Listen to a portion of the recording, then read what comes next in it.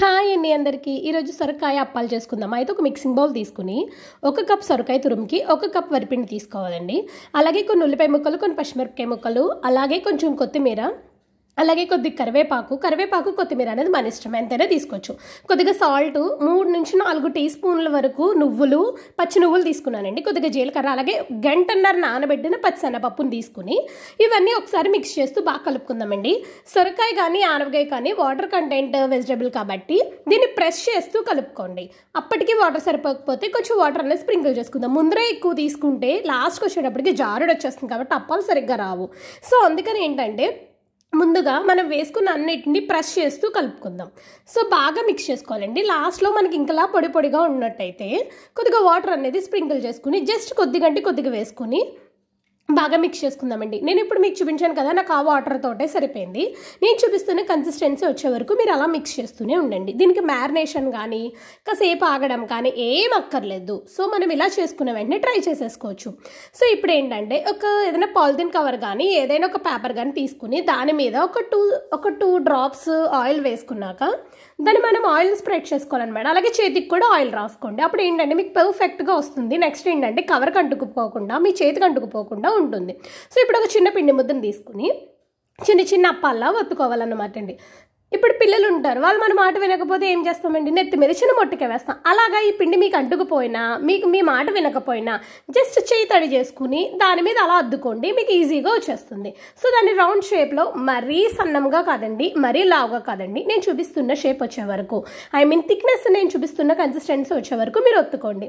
అలా మీ కడాయికి ఎన్ని అయితే పడతాయో అన్ని చూసుకొని చూడండి. ఈజీగా ర్యాపర్ నుంచి ఈజీగా వచ్చేస్తుంది. మీకు అసలు ఏమి ఇబ్బంది పెట్టదు. మరీ సన్నగా చేసుకుంటే మట్టికి ఇబ్బంది పెట్టేస్తుందండి. సో అందుకని ఏంటంటే మరీ లావుగా కాదు, మరీ సన్నగా కాదు, నేను చూపిస్తున్న థిక్నెస్ వచ్చే వరకు అలా వేపుకున్నాక సో ఆల్రెడీ ఏంటంటే స్టవ్ మీద కడాయి పెట్టుకుని డీప్ ఫ్రైకి ఆయిల్ సరిపడా పెట్టుకోండి. బాబోయ్ మాకు ఆయిల్ అంటే డీప్ ఫ్రై తినము, ఆయిల్ అంటే మాకు ఎక్కువ పడదు అలాంటి వాళ్ళకి లాస్ట్లో నేను షాలో ఫ్రై కూడా చూపించాను. మీరు డీప్ ఫ్రై కావాలితే డీప్ ఫ్రై, అది కావాలితే అది, మీరు రెండు చూడొచ్చు, మీకు ఏది నచ్చితే అది ఫాలో అవచ్చు. కానీ టేస్ట్ అయితే రెండు ఒకలాగే ఉంటాయండి. సో వీటన్నిటిని అలా అప్పాల కింద ఒత్తుకుని కడాయిలో ఒక్కొక్కటి డ్రాప్ చేసేయడమే. సో 1 నిమిషం ఆగాక తిప్పుకోండి. అప్పుడు టర్న్ చేసుకుని పైన కింద కూడా లైట్ బ్రౌన్ కలర్ వచ్చే వరకు, నేను చూపిస్తున్న కలర్ చూడండి, సో ఈ కలర్ వచ్చేంత వరకు పైకి కిందకి బాగా ఫ్రై చేసుకోండి. ఇలా ఫ్రై చేసుకున్నాక ఒక 2 మినిట్స్ అలా ఆగాక ఒక చిన్న గిన్నెలోకి సర్వింగ్ బౌల్లోకి తీసేసుకోండి.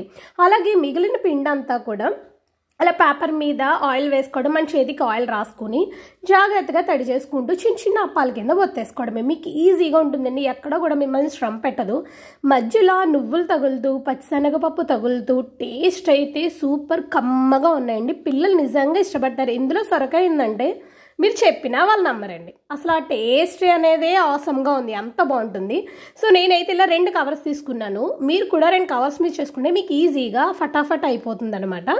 సో ఈజీగా అలా అన్ని అప్పాలు చేసేసుకున్నాక చూడండి, నేను 2 కవర్స్ మీద చేసుకున్నాను. నాకైతే ఒక కడాయికి వచ్చి 4 పడ్డాయి. సో మీకు ఎన్ని పడతాయో అన్ని వీలుగా చేసుకోండి. ఇప్పుడు ఏంటంటే నేను కొంచెం పెద్దది చేసుకున్నానండి. ఇదేంటంటే షాలో ఫ్రై కోసం అనమాట. ఇప్పుడు ఏంటంటే ఇలా కొంచెం పెద్దది ఒత్తుకుని దలసరిగా ఒత్తుకున్నాక ఒక నాన్ స్టిక్ ప్యాన్ పెట్టుకుని ఆయిల్ వేసుకుని ఇది మెల్లిగా అందులో డ్రాప్ చేసేయచ్చండి. ఇది ఏంటంటే జస్ట్ షాలో ఫ్రై అనమాట. పైకి కిందకి అట్లాగా తిప్పుకోవచ్చు. ఇది కూడా టేస్ట్ బాగానే ఉందండి. టేస్ట్ విషయంలో అయితే రెండింటికి పెద్ద తేడా ఏం లేదండి. సో నేను ఒకటి పెద్దది, 2 చిన్నవి వేసుకున్నాను. మీరు కూడా నాన్ స్టిక్ ప్యాన్కి మీకు ఎంత సూట్ అవుతాయో, ఎన్ని వీలవుతాయో అన్ని వేసేసుకోండి. ఇది కూడా ఒక 2 నిమిషాలు ఆకి పైకి కిందకి తిప్పడం, లైట్ బ్రౌన్ కలర్ వచ్చే వరకు మీరు ఇలా ఫ్రై చేసుకుంటూ ఉంటే ఇది కూడా బాగున్నాయండి. అంటే ఆయిల్ అంటే ఇష్టం లేని వాళ్ళకి ఇలా కూడా మీరు ఈజీగా చేసుకోవచ్చు. సో ఈ రెసిపీ ఎలా ఉందనేది మీరు ట్రై చేసి కామెంట్ చేసి షేర్ చేయండి. లాస్ట్లో సబ్స్క్రైబ్ చేయడం మాత్రం మర్చిపోకండి. ప్రియాకి బాయ్.